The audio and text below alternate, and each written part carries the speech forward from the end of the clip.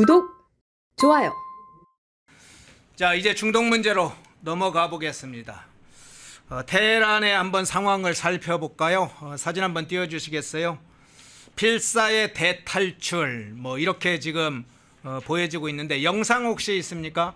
지금 사진을 먼저 봤는데 영상 잠깐 한번 보시겠어요? 이란 수도 테헤란을 탈출하는 차량 행렬입니다.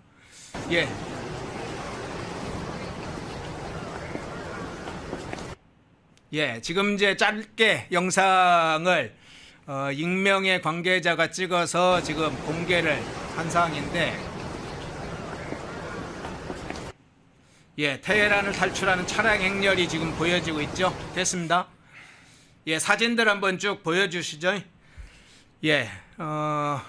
트럼프 대통령이 테헤란을 떠나라 그렇게 직접 밝혔죠. 이란 국민을 향해서 테헤란을 떠나라, 그리고 이란 정부를 향해서는 무조건적으로 항복하라. 이스라엘에 또 이란에 대한 대공습이 있었죠. 자, 트럼프 대통령 이란 최고 지도자까지 제거할 수 있다. 어디에 있는지 구체적으로 알고 있다. 그러면서 테헤란 도심가에 지금 공황 상태가 와 있다. 굉장히 피란 행렬이 계속되고 있다. 이런 걸 계속 알려지고 있는데요. 일단 지금 이란이 처한 상황, 저 피난 행렬도 하나의 상징인데 이란의 상황 어떻게 보세요? 저 같으면은 트럼프 말을 듣겠어요. 지금 쉽게 말하면요, 이란은 무방비 상태예요. 그게 무슨 말인가 싶겠는데, 왜냐하면 이스라엘하고 테헤란하고 이란은 어마어마하게 큰 나라거든요. 160만 제곱킬로미터가 넘어요. 그러니까 우리나라보다 한 17배 정도 큰 나라고요. 그런데 이스라엘은 조그만한 나라예요. 이스라엘은 2만 제곱킬로미터밖에 안 돼요. 그러니까 국토의 면적 차이가 80배 차이가 나는데 이스라엘은 우리나라로 치면 딱 전라도 크기예요. 전라남도 전라북도 합친 그 정도 크기가 이스라엘이거든요. 경상도보다도 작은 나라가 이스라엘인데, 그런데 두 나라 사이가 몇 킬로인가 2200km가 떨어져 있어요. 그 거리는 어느 정도 거리냐면 우리나라 서울하고 마닐라까지 거리가 한 2500km, 2600km 되거든요. 거의 그 정도만큼 떨어져 있는데, 그런데 요즘 전쟁은 어떻게 하느냐? 옛날에는 6.25 때도 그랬지만 북한에서 북한군 남침해가지고 쭈루룩 수많은 몇십만의 군인들이 쳐들어오지 않았습니까? 요즘은 전쟁이 그런 것 같지가 않아요. 특히 우크라이나 러시아 전쟁만 해도 막 사람들이 참호 속에서 막 들어가 있고 이렇게 대치하고 이런 모습을 봤지만, 이란과 이스라엘은 제가 봤을 때 저 정도면은 전면전이거든요. 제가 봤을 때에는 2200km 떨어진 나라들 사이의 전면전인데, 중요한 건 뭐냐면 그렇기 때문에 사람이 가서 싸우는 전쟁이 아니고 미사일로 쏘는 전쟁이고 전투기가 가서 쏘는 전쟁이고, 요즘은 특히 드론이 날아가서 쏘는 그런 전쟁인데, 그렇기 때문에 제일 중요한 건 뭐냐면은 방공망이에요. 그러니까 공중을 막는 그러한 시스템이 얼마나 되어 있느냐. 그러니까 지금 보면요, 이스라엘은 뭐가 있는가? 제가 봤을 때 이스라엘이 이란을 압도하는 이유는 두 가지인 것 같은 게, 첫 번째는 방공망이고요. 이게 아이언돔. 이거는 진짜 저는 저 전자오락에서만 보는, 컴퓨터 게임에서만 보는 그러한 일이 현실적으로 벌어지는구나. 진짜 대단하다. 그 다음에 처음에는 아이언돔이 거의 100% 작동을 갖다 하다가 요번에 이제 6월 13일에 이란이 침공을 당한 다음에 미사일을 수백 발을 한꺼번에 쏘니까, 그러니까 이제 잡아내지 못하는 게 몇 개가 이렇게 생기더라고요. 근데 미사일 하나만 떨어져도 빌딩 하나 텔아비브 모습을 보니까 처참하던데, 어쨌든 그럼에도 불구하고 이스라엘은 아이언돔이라고 하는 진짜 어마어마한 방공망이 있는 거고, 이스라엘의 또 두 번째 무기는 무엇이냐? 제가 봤을 때는요, 모사드예요. 모사드.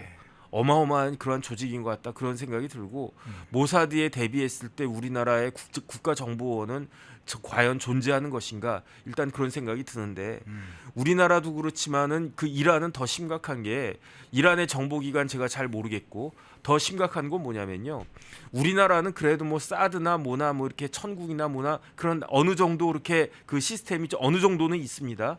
하지만은 이란은요 방공망 자체가 없는 것 같아요.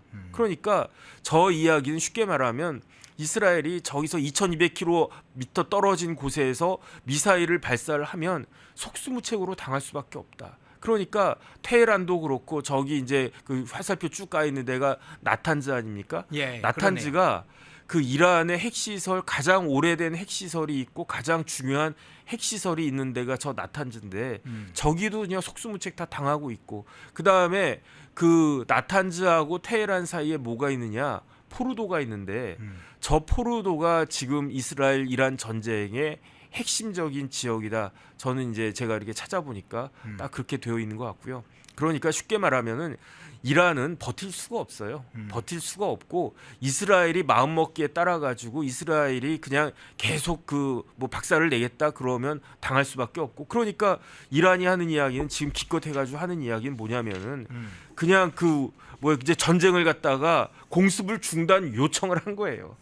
공습해봐라 우리가 다 막아낸다 우리도 그 맞대응한다 이렇게 주장한 게 아니고 이란은 이스라엘한테 그다음 미국한테 공습을 중단해 주기를 원합니다 바랍니다 이런 정도 수준밖에 안 되고 그다음에 이란이 가지고 있는 미사일이 뭐 몇천 기가 있었는데 그거 거의 한 절반 가까이 그 사용했다는 거 아니겠습니까? 썼다는 거 아니겠습니까? 그다음에 미사일 발사대가 3분의 1이 지금 그 파괴가 돼가지고 미사일을 그 이스라엘에게 미사일을 쏘기도 쉽지가 않고 쏴봤자 아이언돔에 막히고 그런데 우리는 그 이란은 속수무책으로 당할 수밖에 없고 지금 이러한 상황이다. 저는 그렇게 전황을 보고 있습니다. 예. 자, 여기 추가해서 한두 가지 좀 여쭤볼게요. 그러면 방금 말씀한 대로 이스라엘이 이란의 영공을 사실상 장악했다. 방공망 체계를 무력화하면서 영공을 장악했다. 이스라엘의 방어망 체제, 군사력이 압도적일 뿐만 아니라 모사드 요원들이 지금 압도적이다. 수년간 뭐 잠복해 있었다. 이런 이야기들이 많이 알려지고 있죠. 여기다 이제 트럼프 대통령으로부터 이스라엘이 사실상 무력 공격, 군사 공격의 승인을 받았고 트럼프 대통령이 직접 개입하는 단계까지 이르면서 호메이니 이란 최고 지도자 호메이니의 제거 문제까지 레짐 체이지 문제까지 지금 들어섰는데 일부 이제 군사적 상황을 조금 비교해 주시면서 이란의 상황을 이야기를 해주셨는데 군사적인 문제뿐만 아니라 지금 단계가 1차적으로는 군사적 공격이었잖아요. 네네. 1단계에서 좀 2단계로 넘어가는 그 상황과 같기도 합니다. 일단은 호메이니는 돌아가셨고요. 예. 지금 이란의 최고 지도자는 하메네이고요. 예. 그다음에 이제 하메네이의 그 직책은 뭐냐면 그 하메네이가 대통령도 했었어요. 근데 네. 이란 같은 경우는 그 대통령 위에 뭐가 있느냐 라흐바르라는 게 있대요. 저도 뭐 잘 몰랐는데 이번에 알게 됐는데 그 라흐바르가 그 무슨 뜻이냐면 그냥 리더라는 뜻이에요. 지도자. 그러니까 쉽게 말하면은 이란의 지도자 동지가 하메네이인데 그 지도자 동지가 그 대통령보다 더 위에 있는. 그다음에 저 사람이 39년생이니까 그러니까 트럼프 대통령보다도 더 나이가 많아요. 그러니까 80이 넘어간 그런 사람인데 어쨌든 이란의 최고 종교 정치 지도자. 이란은 뭐 옛날에는 팔레비 있을 때는 왕정이었는데 지금은 형식상으로는 공화정이지만 실질적으로는 신정 종교 지도자가 뭐 우리로 따지면 목사님이나 아니면 스님 대사님이나 이런 사람이 그 우리나라를 지배하는 그런 시스템이다라고 볼 수가 있겠는데 그런데 이란하고 이스라엘의 관계가 이전에 팔레비가 그 국왕으로 있었을 때까지만 해도 굉장히 가까웠었어요. 네. 왜냐하면 이슬람하고 그다음에 유대교하고 사이에 종교적인 분쟁도 있었던 건데 이슬람 중에서는 이란이 그 이스라엘을 뭐 적극적으로 지지하는 나라였었거든요. 그런데 조금 전에 말씀하셨던 그 호메이니가 그 하메이니요? 아니요. 호메이니. 죽은 호메이니가 예. 1979년에 이슬람 혁명을 일으켜 가지고 예. 집권한 다음부터는 이란과 이스라엘의 관계가 다른 뭐 사우디 이스라엘 뭐 이집트 이스라엘 관계를 훨씬 더 넘어서 가지고 최악의 상황으로 갔던 게 그때 살아 있었을 때 호메이니가 뭐라고 이야기했느냐? 미국은 악마라고 그랬어요. 미국은 악마인데 악마 중에서도 큰 악마다. 그러면 작은 악마가 있을 거 아닙니까? 그 작은 악마가 이스라엘이었다. 이렇게 이야기를 했었던 거예요. 그러니까 1979년부터 지금까지 그 기조가 쭉 유지가 되고 있었던 건데, 그러니까 이란이 한 행동이 어떤 행동이었느냐? 그 지금 이스라엘을 괴롭히고 있는 그 뭐 후티 반군, 그 다음에 헤즈볼라, 하마스 이런 데를 지원했던 나라가, 지원하고 있는 나라가 지금까지도 이란 아니겠습니까? 그러니까 그때 트럼프 1차 때 그 트럼프 대통령이 이란 보고 악의 축이라고 하면서 뭐 북한 뭐 어느 나라 그 악의 축의 하나가 지금 그 이란이었으니까. 그런데 그 이란이 지금 핵을 거의 완성을 한 것 같아요. 제가 봤을 때. 그런데 이거는 핵을 완성했다라고 하는 거는 이스라엘의 입장에서는 그 뭐 미국하고도 또 다른 게 용납할 수 없는 수준을 넘어서 가지고 만약에 그 가장 적대국인 이란이 핵을 보유하게 되면 이스라엘 입장에서는 국가가 생존할 수가 없는 거예요. 왜냐? 이란은 160만 제곱킬로미터 어마어마하게 큰 나라니까 이스라엘도 뭐 공식적이긴 아니지만 실질적으로 핵을 보유한 나라 아니겠습니까? 그런데 이스라엘에서 이란에다가 핵을 뭐 몇 방을 떨어뜨려도 워낙 땅덩어리가 크니까 그냥 버틸 수가 있는데, 이스라엘은 제가 좀 전에 말씀드렸지만은 이스라엘은 전 영토가 전라도만 하다고요. 그러니까 핵이 몇 발만 떨어져도 이스라엘은 더 이상 사람이 살 수 없는 그런 나라가 되지 않겠습니까? 그러니까 이스라엘의 입장에서는 이란이 핵을 그 만드는 것을, 이거를 무슨 수를 써서라도 이걸 막아야 되는 그런 상황인데, 지금 거의 그 이란의 핵 개발은 거의 끝나가고 있다 이렇게 보여지고요. 그러니까 지금 이스라엘 입장에서는 생존의 차원에서 이번 6월 13일에 공격할 수밖에 없었던 것이 아닌가. 그 다음에 핵심은 뭐냐면, 저기 조금 전에 아까 이 사진 말고 아까 사진에 뭐가 있었냐면 포르도가 있었잖아요. 예. 저 포르도에 가장 큰 핵시설, 지금 2025년 현재 이란의 가장 큰 핵시설이 저 포르도에 있는데, 포르도에 있는 핵시설은 지하에 있는데 지하 몇백 미터 안에 있대요. 그러니까 나탄즈가 제일 오래된 핵시설인데 거기 그 핵시설도 지하에 있긴 하지만 거기는 이번에 이제 이스라엘이 그 파괴, 거의 뭐 파괴해가지고 무력화시켰다는 그런 이야기가 많이 나오는데, 포르도는 이스라엘도 공격도 못했어요. 예. 왜냐하면 지하 몇백 미터에 있기 때문에. 그 다음에 그 이스라엘의 군사력과 모사드의 그 정보력으로도 포르도를 깰 수가 없는 게, 왜 그렇다라고 하면 포르도를 깰 수 있는 거는 딱 하나밖에 없대요. 그게 뭐냐면은 벙커 버스터라고 하는 폭탄인데, 정확히 따지면 GBU 57이라고 하는 벙커 버스터가 있는데 이 폭탄이 13.6톤이래요.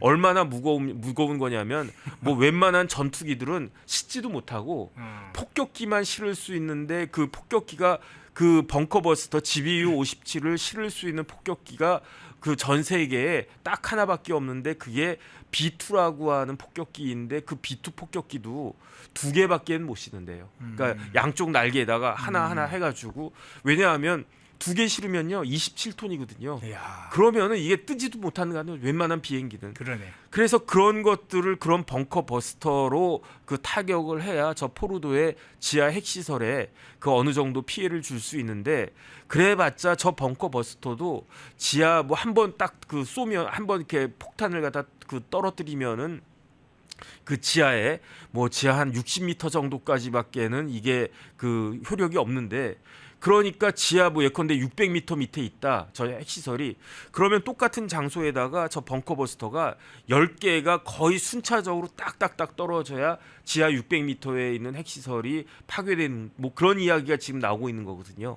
그러니까 네타냐후 그 이스라엘 총리가 트럼프 대통령한테 계속 요구하는 게, 좀 미국이 나서줘서, 이거는 우리도 할 수 없으니까 미국이 나서줘가지고 GBU 57 한 10개라도 저기에다가 정확하게 포르도에다가 떨어뜨려서 이참에 그냥 핵시설을, 그 이란의 핵시설을 완전히 붕괴시켜 달라고 지금은 네타냐후가 트럼프한테 이렇게 요청하고 부탁하는 그런 입장이 아닌가, 그런 생각 듭니다. 예.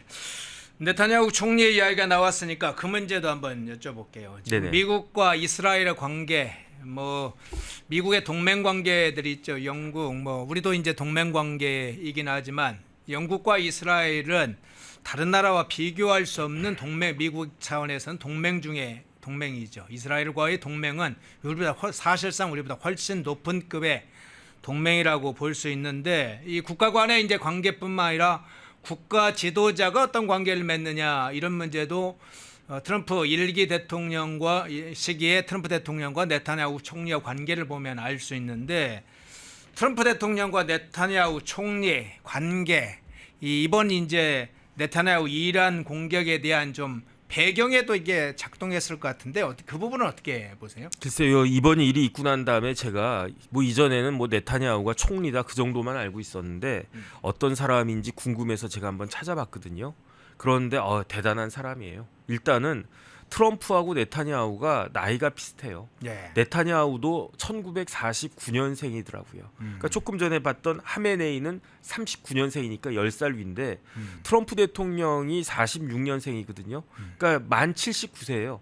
며칠 전에 생일이 지나갔습니다. 그래서 뭐 해피 버스데이 뭐 그런 것도 하고 그런 걸 봤었는데 근데 네타냐후가 이스라엘의 명문가 출신이에요. 그 명문가 출신이라고 하는 게 뭐 이스라엘의 재벌집 아들이다, 뭐 대통령 아들이다 그게 아니고 네타냐후의 아버지는 이스라엘에서 굉장히 존경받는 학자였고, 그다음 코넬 대학교 명예 교수도 했었고 이스라엘의 무슨 예술원인지 학술원인지 그 뭐 회원도 하셨고.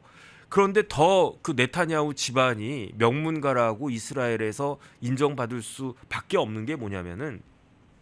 네타냐후에게 형님이 있었거든요. 예. 그 형의 이름이 뭐냐면 요나탄 네타냐후였어요. 근데 이 사람이 어떤 사람이었냐? 이스라엘 특수부대의 리더였어요. 그러니까 중령이었는데 그래서 1976년에 어떤 일이 있었냐면 이스라엘 항공기가 납치돼가지고 하이제킹 돼가지고 우간다의 엔테베 공항에 그 불시착하는 그런 일이 있었는데 그때 그 이스라엘의 특수부대가 우간다 엔테베까지 날아가가지고 그 테러리스트들 갖다가 제압하고 이스라엘 사람들을 갖다가 구조하는 아주 기적적인 일을 갖다가 해가지고 그게 엔테베 작전 해가지고 영어로는 오퍼레이션 엔테베라고 해가지고 얼마나 어마어마한 일이었으면 영화 같은 일이었으면 실제로 영화로까지도 만들어진 그 작전이 엔테베 작전이었거든요. 그런데 그 엔테베 작전에서 전사한 사람이 딱 한 명 있었어요. 그 사람이 누구냐? 그 엔테베 작전을 지휘했던 지휘관, 팀장, 중령 요나탄 네타냐후였던 거예요. 그러니까 이스라엘 국민들 입장에서는 요나탄 같은 사람은 영웅일 수밖에 없지 않겠습니까? 젊은 나이에 요나탄도 그 트럼프 대통령하고 나이가 같은데 1946년생인데 만 30살에 중령까지 올라가서 특수부대를 이끌고 갔는데 그 젊은 나이에 그 뭐 어쨌든 이스라엘의 입장에서는 조국을 위해서 전사한 사람이니까 그 사람의 동생이 지금 네타냐후인데 그런데 이 네타냐후가 공부는 어디에서 했느냐? 미국에서 했었거든요. 그러니까 아버지가 미국에서 교수를 했었기 때문에 1963년에 미국에 가가지고 거기서 중학교 고등학교를 마쳤는데 1967년에 고등학교를 졸업했어요. 그럼 어떻게 하겠습니까? 저 같은 경우는 그 다음에 성적도 되게 좋았던 것 같아요. 그러면 나도 뭐 좋은 대학 가야지라고 뭐 하버드를 갈까 뭐 스탠포드를 갈까 그랬을 생각인데 그런데 네타냐후는 고등학교 졸업하자마자 대학을 안 갔어요. 대학을 안 가고 어디를 갔느냐? 이스라엘로 갔어요. 이스라엘에 가가지고 뭘 했느냐? 군대에 들어갔어요. 이스라엘 군에 입대해가지고 1967년부터 1973년까지의 군복무를 6년 동안 군복무를 했는데 그 군복무도 저는 이제 방위하지 않았습니까? 그래도 전투 방위했었습니다. 네. 그게 아니고 네타냐후는 장교를 했는데 자기 형하고 똑같이 특수부대에 장교를 했던 거예요. 그래가지고 6년 동안 군 복무하고 그 대위로 그 전역을 했는데 네타냐후가 그냥 설렁설렁 뭐 저같이 그냥 뭐 언제 시간 가나 언제 제대하나 그 시계만 보고 그게 아니고 네타냐후도 자기 형같이 온갖 작전에 다 동원돼가지고 그래가지고 총상을 입기도 했었대요. 그러니까 저 형제가 그렇게 뛰어난 사람인데 그런데 형은 전사하고 그다음에 저 네타냐후도 뭐 나중에 이제 정치인도 해서 총리가 됐지만 그 이스라엘 뭐 전쟁이죠. 쉽게 말하면 그러니까 쉽게 말하면 뭐 우리로 치면 옛날에 그 뭐 HID 같은데 북한에 뭐 이렇게 몰래 들어가고 뭐 그랬던 군인들 아니었겠습니까? 그 정도 임무를 수행했던 사람으로 이스라엘 사람들한테는 각인이 됐던 거고요.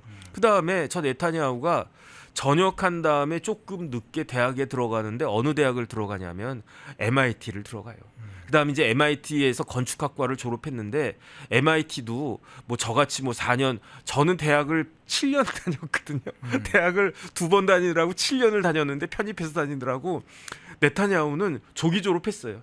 MIT를 조기 졸업하고 MIT에서 MBA도 하고 하버드 다니고 뭐 그러다가 자기 형이 전사했다는 소식을 딱 듣고 하버드 정치학과 박사과정 그만 때려치우고 다른 길을 갖다가 걷기 시작한 게 그 네타냐후인데 네타냐후가 그게 이제 두 가지가 있습니다. 기록이. 첫 번째는 뭐냐면 이스라엘 역사상 최연소 국무총리였어요. 그러니까 수상이었어요. 그러니까 네타냐후가 40대 총리가 됐던 사람이고 그 다음에 참 희한하게 네타냐후가 집권을 3번이나 하거든요. 3번이나 집권을 하는데 집권한 기간을 지금까지 다 합치면요.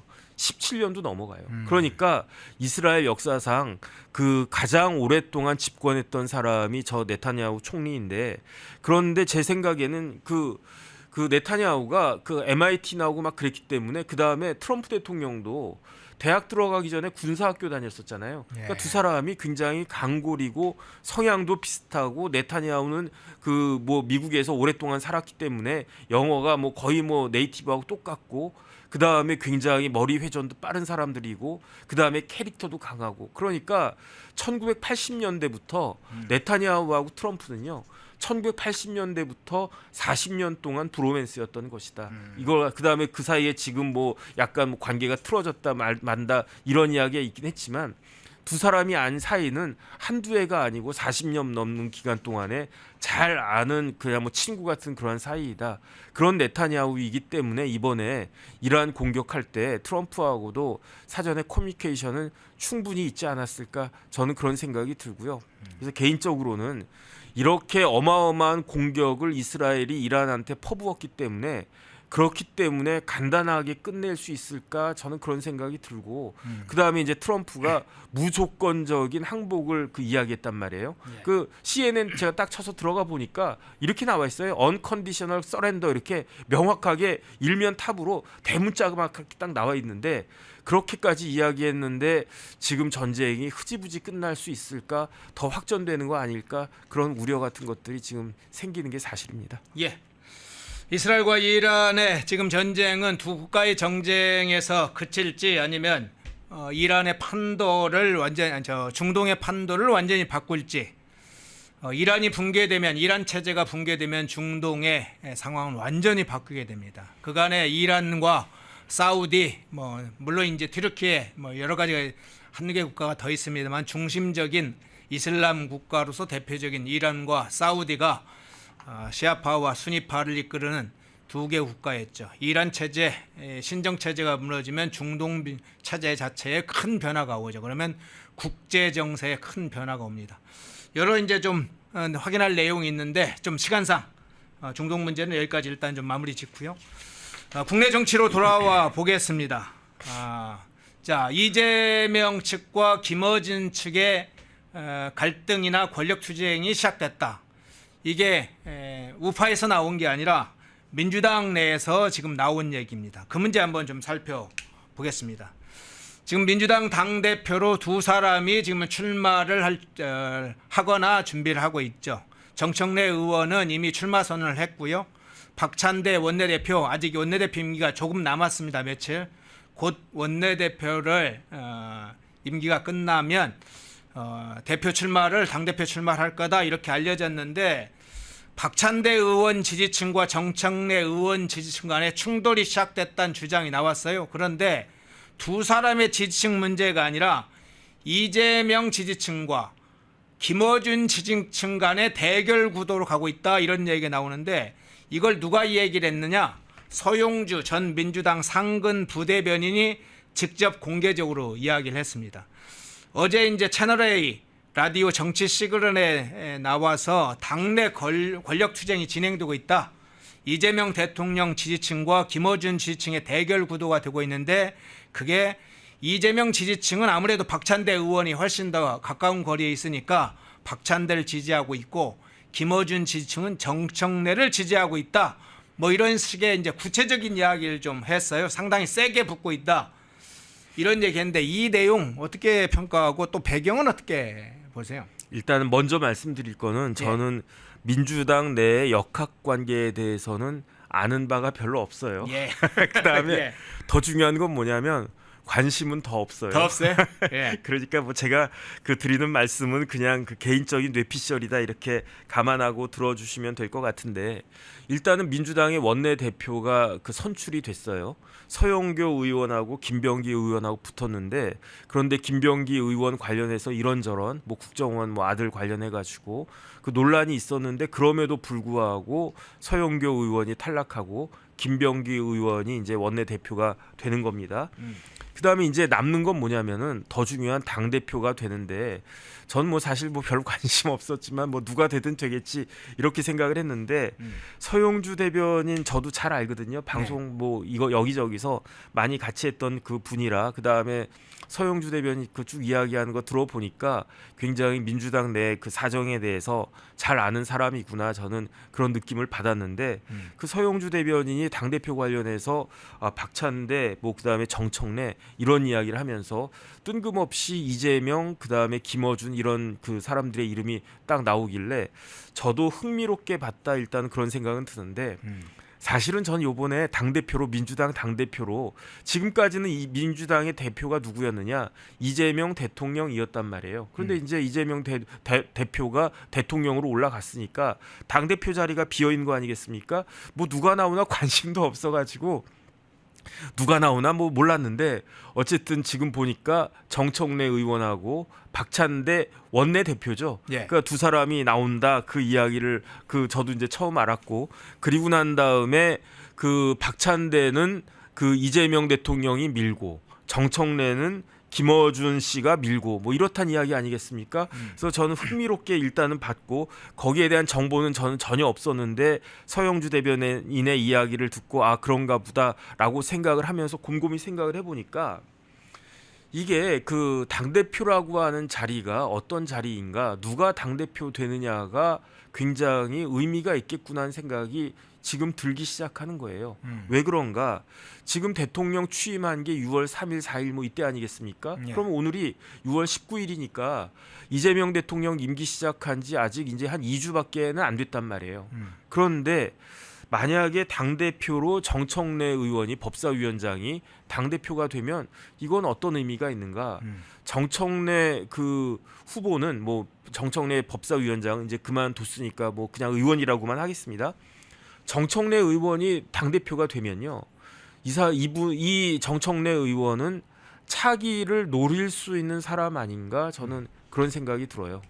그래서 지금 그러니까 지금 이르다는 이야기를 제가 먼저 이렇게 말씀을 드리고 그 다음에 지금이야 뭐 정권 초기니까 이제 5년 뒤에나 이제 대통령이 이제 새로운 대통령이 선출이 될 건데 그러니까 너무 빠른 이야기일 것이다라고 한 걸 전제하고라도 그래도 뭐 이재명 대통령이 천년만년 할 건 아니니까 그러면은 차기를 생각할 수밖에 없을 텐데.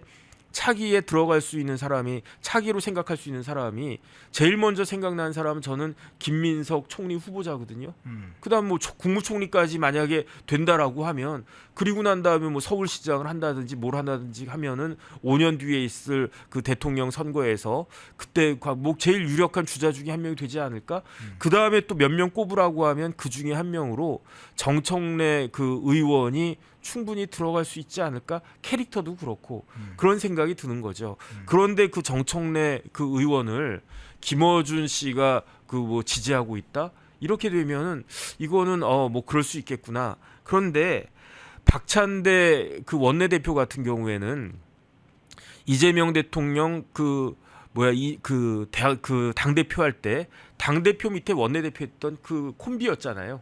그런데 아무리 그래도 그렇지 박찬대 그 원내 대표가 차기 대선 후보까지 올라갈 정도의 그 무게감은 없는 거 아닌가? 저는 그런 생각이 들고요. 그 다음에 오히려 제 생각에는 박찬대 그 원내 대표는 이번에 뭐 당 대표가 되면 뭐 좋겠지만 내년 정도의 지방 선거에서 인천시장 정도를 하면은 본인이 만족하지 않을까? 저는 그런 생각이 드는데 그렇기 때문에 근데 대통령 입장에서는요. 뭐 벌써부터 차기 이야기 나오고 후임 이야기 나오고 그러면은 별로 기분이 안 좋을 거 아니겠습니까? 그래서 그러니까 저는 이게 그야말로 제 뇌피셜인데 서영주 대변인의 이야기를 만약에 이제 사실이라고 하면 이재명 대통령은 자기가 그냥 그 만만한 당 대표로 그 같이 일했던 박찬대 원내대표를 밀고 그렇기 때문에 개딸들도 박찬대 원내대표를 지지하지 않을까 그런 생각이 들고 정청래 그 의원 같은 경우에는 잘 키워가지고 뭐 지금 뭐 민주당 뭐 20년 집권설 뭐 50년 집권설 뭐 이런 이야기 나오지 않습니까? 그러니까 차기로 뭐 몸집을 갖다가 키워줄 만한 사람으로 정청래가 당 대표가 되면은 그 의미가 있지 않겠나라고 김어준 같은 사람들이 생각하는 건가? 어쨌든 저는 뭐 그런 정도 그 느낌을 받았습니다. 실제로 이제 차기 문제가 나오죠. 당 대표 문제 있지만 지금 말씀하신 대로 정청래가 차기를 노린다. 차기 대권 후보에 유력한 자기가 주자로 들어가겠다. 뭐 이런 걸 노린다 이런 얘기 나오고 있는데 그 전에 지금 구도가 박찬대 정청래 단순 구도라면 이게 이제 화제가 크게 되지 않을 텐데 이재명 김어준 구도가 되니까 지금 상당히 논란이 되고 있는 겁니다. 그런데 김어준의 작년 발언을 한번 좀 볼까요? 작년 11월경에 김어준 방송에서 김어준이 한 발언이 있어요. 이 발언이 상당히 이제 당시에 논란이 되기도 했고 김어준이 공격을 받기도 하는 상황이 됐는데 한번 그 상황 보겠습니다. 대선이 대법보다 빠르면 이재명은 대통령이 됩니다. 이제 대법이 대선보다 빠르면 이재명이 손드는 사람이 다음에 됩니다.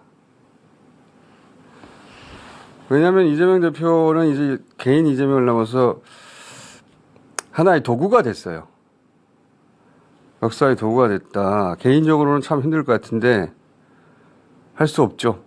일이 그렇게 됐어요, 이제. 자, 옆에 안규령의 그 사진, 지금 마지막 장면 그 사진 옆에 붙여 다시 한번 보여주시겠습니까? 자, 여기에 지금 안규령, 지금은 이제 의원이 안규령인데 표정을 한번 보시죠. 김어준이 저 이야기를 하니까 왜 지금 무슨 소리 하는 거야? 하면서 지금 상당히 옆을 바라보며 당황하는 모습인데 실제로 안규령이 그러기도 했습니다.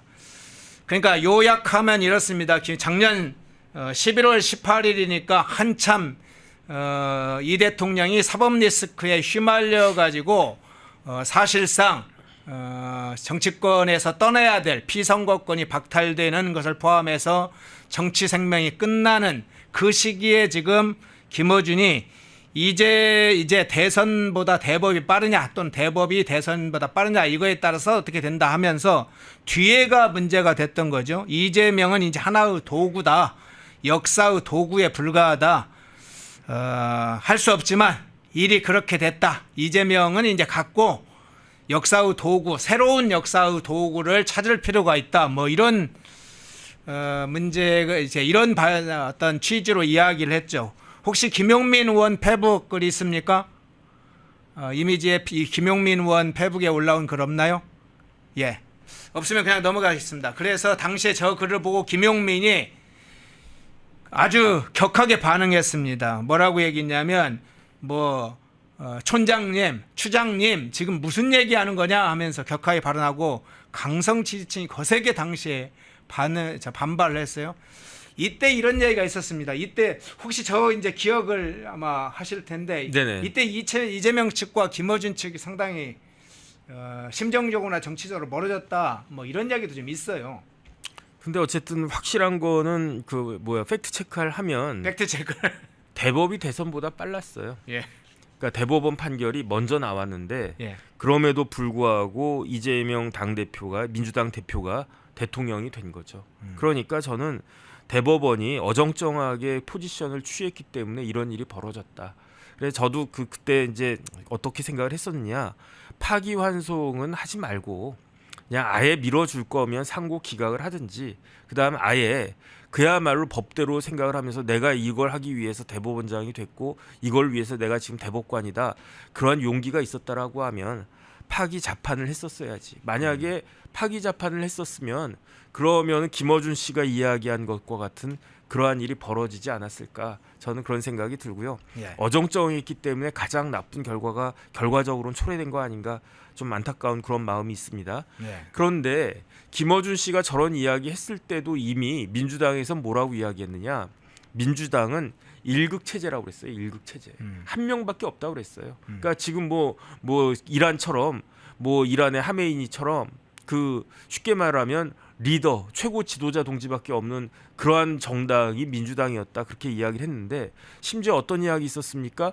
그 이재명 대표는 95점이라고 그랬어요. 100점도 아니고. 왜 95점인가? 5점이 없으니까. 5점이 없는 사람이다, 그러고 있었는데, 그런데 그러한 이재명 당시 당대표에 대해서 김어준 씨가 도구 운운했단 말이에요. 도구. 그러니까 다른 모든 사람들에게 있어서 이재명 대표는 목적이었는데 김어준 눈에는 도구로밖에 안 보인다. 그다음에 그렇게 이야기를 하니까 지금 정청래 의원을 민다라고 했을 때, 내 눈에는, 김어준 눈에는요, 정청래도 그렇고 이재명도 그렇고 다 도구일 뿐이다, 이런 이야기 아니겠습니까?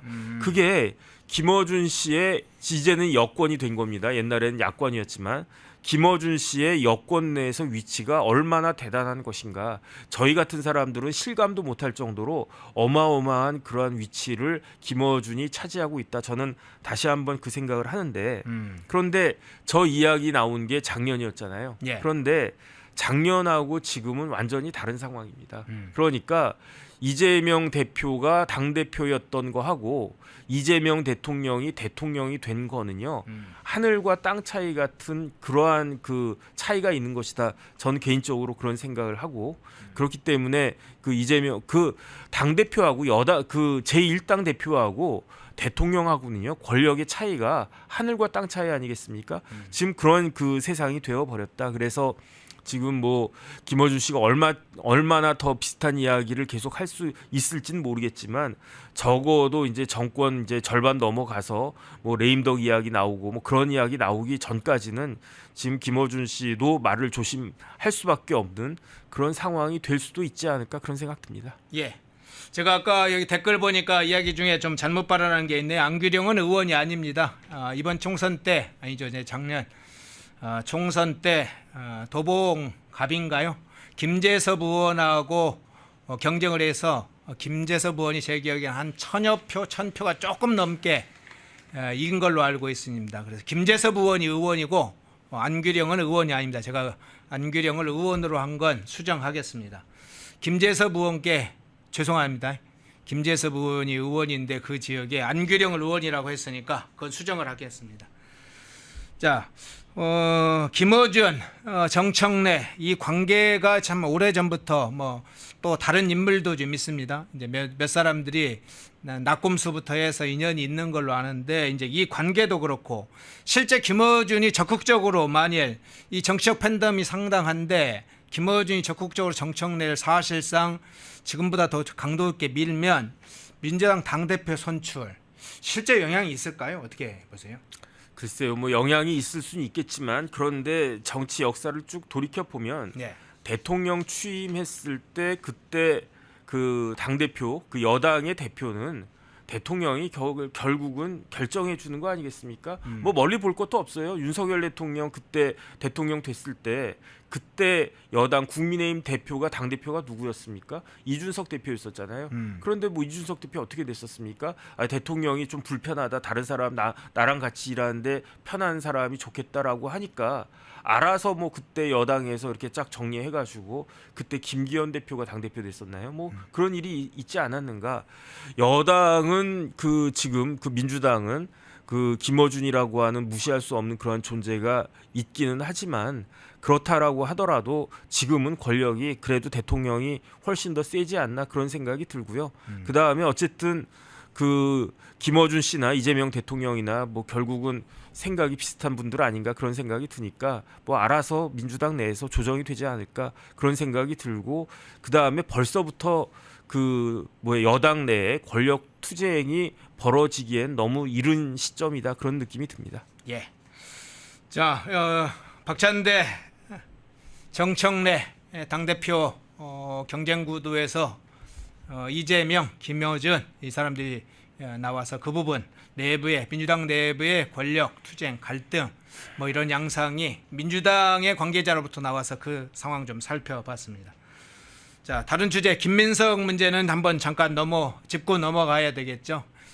김민석 국무총리 후보자 인사청문회가 24일, 25일 이렇게 확정이 됐죠. 지금 언론에 매일 하루가 멀다 하고 관련된 의혹들이 쏟아져 나오고 있습니다. 본인 자신의 의혹, 뭐 불법 정치자금 문제부터 시작해서 청와대 문제 여러 의혹도 있고 아들 관련해서도 뭐 홍콩대, 코넬대 뭐 이런 데 쏟아져 나오고 있는데 97건의 어떤 자료를 국민의힘이 요청했는데 지금 2건 정도 냈다고 그래요. 나머지 한 90 몇 건 정도는 95건 정도는 자료를 아예 내지를 않는다고 그럽니다. 증빙 자료를 통해서 확인할 수 있는데 김민석이가 몇 가지 말들은 왔다 갔다 하면서 하는데 입증할 증거 자료는 제출하지 않고 있어요. 우선 가장 최근에 이제 발생한 문제의 사건 중에 이 문제 한번 좀 먼저 여쭤보겠습니다. 김민석 모친 빌라 전세 의혹 문제가 좀 발생했잖아요. 김민석 후보자는 뭐 이 문제에 관련해서 사적 계약이라고 하면서 이제 그냥 이런 퉁치고 넘어가려고 하는데 저 사건 어떻게 보세요? 글쎄요, 대한민국 사람들의 대부분은 임대인 아니면 임차인 아니겠습니까? 예. 그러니까 대부분 임대계약서 한 번씩은 다 써보지 않았을까 그 생각이 들고요. 뭐 저도 지금 저희 집 그 전세 주고 그다음 저희는 이제 어른들 모셔야 되니까 조금 더 넓은 집에 전세로 살고 있습니다. 그러니까 저 같은 사람은 임대인이자 임차인이란 말이에요. 그래가지고 뭐 전세 계약서 저도 많이 써봤는데 저런 식의 전세 계약서는 본 적이 없어요. 제가 변호사하면서 이런저런 뭐 사건으로 수임하기도 하고 그 다음에 친구들로부터 아는 사람들로부터 이런 거 뭐 간단하니까 뭐 전세 계약서가 뭐 이렇게 복잡하겠습니까? 그래도 이제 불안하니까 저보고 좀 봐달라고 그러면 뭐 그냥 알았어 그러면서 봐주고 뭐 그냥 커피 한 잔 얻어 마시고 그런 적도 많았는데 저 보면 2019년 3월에 그 전세로 2억 전세로 저 빌라에 들어갔어요. 네. 그런데 저게 그 개인 간의 그 전세 계약이 아니고 회사하고 사이의 전세 계약이었어요. 그러니까 그 집의 빌라의 소유자는 개인이고 임차인이 그 법인이었단 말이죠. 회사였단 이야기죠. 이런 경우는 가끔 있습니다. 어떤 경우에 가끔 있냐면은 회사가 집을 빌려서 그거를 관사같이 뭐 임원들이나 이렇게 빌려주는 거예요. 그 살게끔 해주는 거예요. 특히 뭐 해외에서 온 그 사람이거나 아니면 뭐 지방에서 온 사람 위에서 그래가지고 이렇게 빌려주는 거니까 저것까지는 이상하다라고 볼 수는 없는데 그럼에도 불구하고 2019년 3월에 전세 계약도 이상하다라고 볼 수 있는 게 그 김민석 후보자 어머니 빌라가 그 얼마짜리였느냐? 공시지가로 1억 6천만 원짜리였어요. 네. 그러니까 공시지가가 시세보단 좀 낮다고 하더라도 저기가 뭐 대단지 아파트도 아니고 그야말로 빌라 1억 6천만 원짜리 빌라 아니었겠습니까? 그러면은 실거래가는 얼마나 했겠는가? 뭐 그게 2억이 넘어가겠습니까? 저는 그렇지 않을 것 같은데. 그런데 1억 6천만 원짜리 공시지가 그 빌라의 전세금을 2억 원이나 주는 사람이 어디 있습니까? 그 허행코도 만약에 전세 들어간다고 생각을 하는데 이 집이 공시지가가 1억 6천만 원이래. 왜냐하면 아파트가 아니니까 시세가 없을 거고 그래가지고 뭐 단독주택이나 빌라 같은 경우에는 그게 이제 명시적인 그 감정가가 그 쉽지 않으니까 그러니까 공시지가라도 봐야 되는데 공시지가가 1억 6천만 원인데 집주인이 허연준 씨 이거 우리 전세금 2억 받을래요? 그러면 그 집에 들어가겠습니까? 집이 그 집만 있습니까? 그런데 저 집은 떡하니 들어갔어요. 저것도 이상하다라고 생각했는데 아니나 다를까 김민석 후보자하고 굉장히 가까운 그 회사였다는 거 아니겠습니까? 그런데 더 황당한 건 뭐냐면 날짜를 보세요. 2019년 3월에 전세 계약이 2억이 그 들어갔는데 4월에 김민석 후보자 아내가 그 2억 5천만 원으로 또 계약을 한 거예요. 그러면 저 그 먼저 계약했던 저 이모 씨 그 회사는 저 집에 1억 6천만 원짜리 집에 절반만 임대했다는 이야기입니까? 이게 뭐 한 지붕에 두 가족이 산다는 이야기입니까?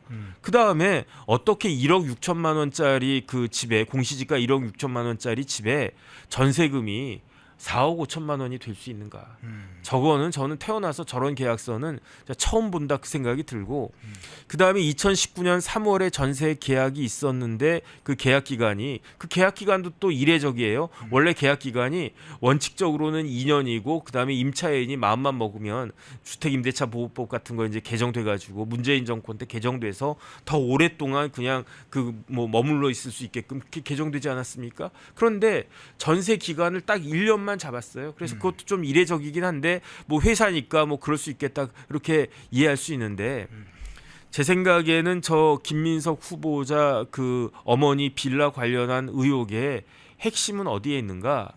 저 전세금 2억 원이 반환됐는지 여부가 제일 중요할 것 같아요. 이모 씨가 가져갔느냐? 네네, 그 회사가 네. 만약에 2020년 3월에 전세 기간이 만료가 됐는데 그때 저 2억 원이 반환되지 않은 정황이 있다. 그러면 저거는 전세 계약이 아니거든요. 네. 이미 저거는 전세 계약이 아니에요. 전세 계약이라고 하는 거는 목돈을 주고 그 다음에 그 집을 내가 쓰는 게 전세 계약인데 그런데 저 사람은 저 회사는 목돈은 줬는데 그 집을 쓰지 않았다는 이야기 아니겠습니까? 그러니까 그것만으로도 전세 계약은 아니에요. 제가 봤을 때. 그런데 만약에 그 2억 원조차도 그 반환되지 않았다. 전세 보증금이 반환되지 않았다라고 하면 저 2억 원은 깨끗한 돈이 아닐 가능성이 굉장히 높아지는 것이 아닌가? 전 이런 부분 밝혀져야 된다고 생각합니다. 예. 김민석 아내가 한 달 후에 건설업자 이모 씨가 그 회사 차원에서 계약을 했는데 한 달 후에 김민석 아내가 다시 2억 5천을 주고 계약을 했다. 그러면 그때 전세 보증금 2억이 건설업자 이모 씨에게 또는 건설업체 그 회사에게 돌아갔는지 돌아가지 않았다면 그 돈은 어디로 갔는지 뭐 2억뿐만이 아니라 지금 보니까 한 8억 정도가 유령돈이더군요. 이제 전체 수입하고 그동안 사용한 금액 차이가 5억 천 정도가 세수 포함해서 본인의 자산 소득이 5억이 조금 넘는데 실제 쓴 건 한 13억. 그것도 확인된 것만 뭐 8억 유령이 생겼는데 뭐 그 문제도 저 문제 중에 하나 포함될 수도 있겠네요. 근데 이제 과거 사건들 중에 여러 사건들이 있습니다만 SK그룹도 사건도 있고 이 관련해서 대법원 판결도 이미 나와 있는데 그것조차도 지금 다 부인하고 있습니다. 김민석 자체의 문제는 청와대 석사학위 문제도 있고 재산 내역과 자금 출처 이런 여러 가지 문제가 지금 섞여 있는데 이 문제 중에 해명된 문제가 있고 해명되지 않은 다수 문제는 어떤 거라고 보십니까? 글쎄요, 제가 봤을 때 해명된 거는 거의 없다 그런 생각이 들고 예. 굳이 해명됐다라고 볼 수 있는 건 그 아들이 홍콩대에 뭐 인턴했다 그런 것 정도는 그래 이해 뭐 굳이 이해한다면 이해할 수 있겠다 그 생각이 드는 게 뭐 저희 같은 사람이야 회의 같은 거 하고 인턴 같은 거 할 때 페이스 투 페이스로 하지만 요즘은 세상이 바뀌었으니까 코로나 이후로 세상이 바뀌었으니까 그냥 온라인으로도 뭐 이런저런 일을 할 수 있는 그런 여건이 됐으니까 뭐 그 정도 뭐 이해하려면 이해를 할 수도 있겠다 그 생각이 들고요. 예. 나머지 부분들에 대해서는 제 개인적으로는 양해가 그 납득이 되는 거는 하나도 없다. 저는 개인적으로 그런 생각이 들고 그런데 그럼에도 불구하고 만약에 그 정부에서 그 민주당에서 밀어붙인다라고 하면 김민석 후보자가 국무총리가 되겠죠. 왜냐하면 막을 수 있는 방법이 없어요. 국민의힘은 아무런 힘이 없기 때문에 그 총리에 대해서 뭐 장관은 뭐 그 국회 동의 받을 필요도 없고 그러니까 더 쉽고 그런데 국무총리에 대해서는 국회에서 동의를 해줘야지 임명이 되는 거지만 하지만 국민의힘은 아무런 힘도 없는 그러한 야당이기 때문에 막을 수 있는 방법이 하나도 없지 않습니까? 근데 저는 지금 그 드러난 김민석 후보자의 이런저런 것들을 갖다가 딱 봤을 때 일관되게 보여지는 거는 하나가 있어요. 그게 뭐냐면은 김민석이라고 하는 사람은 자기 손으로 돈을 벌어본 적이 단 한 번도 없는 사람이구나. 그렇지 않습니까? 젊었을 때는 20대 때는 학생 운동하고 뭐 그 수감도 되고 그랬었어요. 그 다음에 이제 20대 후반에 정치 시작해서 한 번 낙선하고 그 다음에 30대 초반 젊은 나이에 국회의원 2번 하고 그 다음에 서울시장 나왔다가 떨어지고 그 다음에 이제 정몽준 후보하고 같이 국민통합 21거 했다가 잘 안 되고 그 다음부터 뭐 정치 낭인 같은 생활을 하면서 그 와중에 이제 정치자금법 위반죄 두 번째 걸려 있고 그리고 난 다음에 이제 21대 22대 이 국회의원 딱 당선된 건데 그러면서 그 와중에 재산은 마이너스를 계속 밑돌고 있다가 이제는 살림이 좀 펴가지고 플러스로 한 2억 정도로 그런 분인데 이게 이런 식으로 그 인생이 정리가 될 수 있을 것 같은데 단 한 번도 자기 손으로 땀 흘려가면서 돈을 벌어본 적이 없는 사람 아닌가? 저는 그런 생각이 들고요. 뭐 다른 걸 다 떠나가지고 뭐 빌라가 어떻고 뭐가 어떻고 뭐 그런 것도 뭐 이렇게 그 납득이 되지가 않지만 제일 우려가 되는 건 뭐냐면은 그렇게 자기 자신이 자기 힘으로 돈을 한 번도 그 벌어보지 않은 분이 우리나라의 국무총리가 됐을 때 사업하는 사람들의 마음을 어떻게 알겠습니까? 우리나라의 자영업자 그 많은 자영업자들 고생하면서 한 달에 진짜 뭐 100만 원, 200만 원 막 그렇게 버는 자영업자들도 굉장히 많은데 그런 자영업자들의 마음을 어떻게 알 수 있겠습니까? 그 다음에 이렇게 어렵게 월급 받으면서 그 위에는 상사들한테 치이고 뭐 공무원들한테 치이고 그러면서 그냥 땀 흘려가면서 월급 몇백만 원 받아가지고 간신히 근근히 살아가는 그런 서민들의 마음을 어떻게 알 수 있겠는가? 저는 그 부분이 사실은 제일 걱정된다 이런 말씀을 드리고 싶고요. 예. 그 다음에 김민석 후보자를 그 총리로 임명할지 여부는 결국은 이재명 대통령한테 달린 문제이긴 한데 이런 그 마음을 이런 그 일반 국민들의 마음을 좀 정부에서 잘 헤아려야 되는 것이 아닌가 그런 생각이 들고 그 다음에 진짜로 만에 하나 김민석 후보자가 국무총리가 된다라고 하면 그러면 이제 우리나라 일반 서민들의 마음을 조금이라도 헤아릴 수 있도록 노력해야 되지 않을까 그런 생각 듭니다. 예, 마지막 질문 좀 드릴게요. 아까 이제 아들 문제 좀 이야기를 해주셨는데 일부 홍콩대 문제 인턴 활동, 인턴 활동은 가능하겠죠. 이제 공동저술, 공동저자가 가능한 문제는 좀 다른 차원인 것 같고 또 코넬대 입학 과정에서 이런 고3 때의 뭐 표절 예방 입법 활동이나 홍콩대 공동저술이 코넬대 입학에서 상당한 영향을 주지 않았느냐 이런 의혹까지 이제 추가적으로 되면서 이 김민석 후보자가 민주당 의원들을 포함해서 정치적 네트워크를 상당히 활용한 의혹이 있다. 아빠 찬스라는 형식이 새롭게 제기가 됐다. 이런 얘기가 좀 돌고 있는데 이제 이 문제 질문을 드릴게요. 이제 박균택이나 민주당 의원들이 이 문제에 대해서 지금 입장을 밝히고 있지 않습니까? 자식을 도운 게 뭐가 죄냐 이런 발언을 좀 약간 공공연하게 하고 있습니다.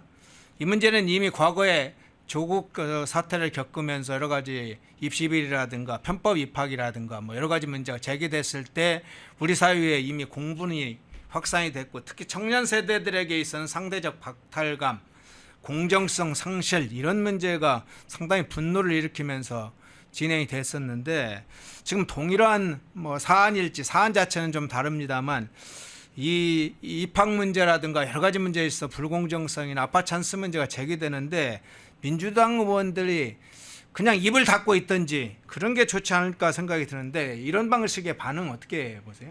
글쎄요. 민주당 국회의원 170명도 더 되는 걸로 알고 있는데 대부분의 민주당 의원들은 가만히 있잖아요. 네. 그런데 옛말에 가만히 있으면 중간은 간다고 그랬단 말이에요. 저는 박균택 의원한테 물어보고 싶어요. 왜냐하면 박균택 의원이 검사를 오래 하지 않았습니까? 만약에 박균택 의원의 뭐 애들이 있는지 없는지 모르겠지만 어쨌든 박균택 의원의 아들이 있다라고 치고 그 아들이 아빠 찬스를 써서 검사로 하여금 수사를 하도록 하게 하면 뭐 예컨대 자기한테 모욕을 준 사람이 있단 말이에요. 네. 근데 우리 아버지가 검사야? 그러면은 아빠 찬스 써야 되겠네 해가지고 아빠 저 새끼 나를 모욕을 줬어. 나에게 모욕감을 줬어. 수사해줘. 그래가지고 수사한다라고 하면 그거를 단순한 아빠 찬스라고 치부해버리고 넘어갈 수가 있겠는가. 저는요. 우리나라에서 검찰권도 어마어마하게 강력한 그런 권한이지만 검찰권 같은 거하고는 비교할 수 없을 정도로 가장 강력한 권한이 무엇인가? 저는 지금 2025년 대한민국에 있어서는요. 누가 뭐라고 해도 그거는 입법권 아니겠습니까? 입법권 쫙 발동되면요. 유죄를 무죄로 만들 수도 있고요. 무죄를 유죄로 만들 수도 있어요. 그 어떤 사람을 대통령을 만들 수 있는지, 대통령을 만들까, 대통령직에서 박탈할까, 이것도 결정할 수 있는 게 그게 입법권 아니겠습니까?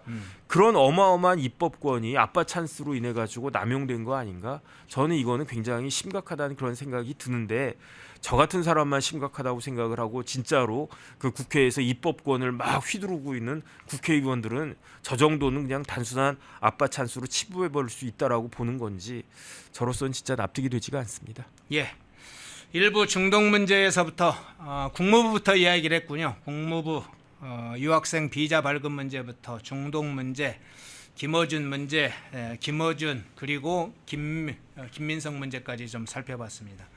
정혁진 변호사님이었습니다. 고맙습니다. 네, 감사합니다. 펜앤마이크와 광동이 함께 준비한 광동 루테인 밀크시슬 혈행 개선, 노화로 인한 눈 건강, 간 건강. 펜앤마이크 TV 단독 할인 2개월분 한 박스에 3만원, 6개월분 세 박스에 84,000원. 펜앤마이크 구독자 전용 댓글 상단 할인 링크에서 구매 가능합니다. 전화 문의는 1661-6915, 전화 문의는 1661-6915.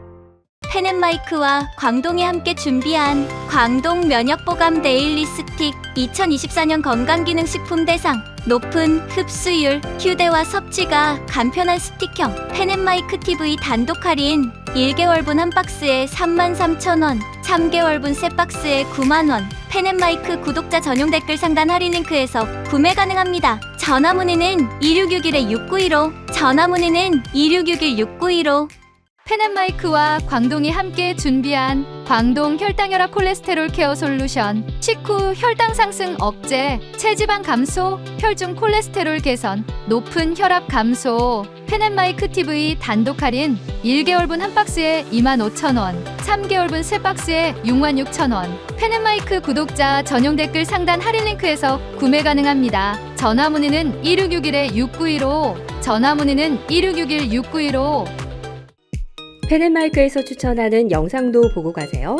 다른 영상도 즐기시려면 구독 버튼을 꼭 눌러주세요.